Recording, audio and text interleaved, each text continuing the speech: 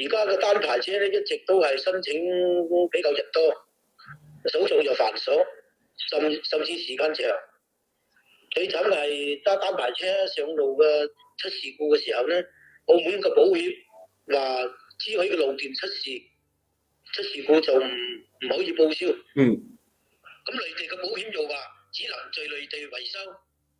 如果在澳門維修就唔會可以報銷喎。因為部分嘅零件係進口嘅，內地咧冇嘅。搞到兩頭唔到岸。仲話自己出錢維修，琴晚好好聲聲話融合，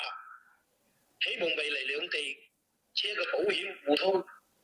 政府可以正視翻我哋市民嘅需求，盡快出台我哋單牌車北上呢一個嘅政策嘅。咁至於關於你睇講到保險呢個問題咧，其實喺一線放開，二線管住，咁一線究竟幾時先可以真正咁樣放開咧？喺我哋澳門人可以隨時過到橫琴，而呢個叫做通關或者攜帶物品嘅限制更少或者更便捷嘅情況下咧，咁希望政府係可以喺法律法規上邊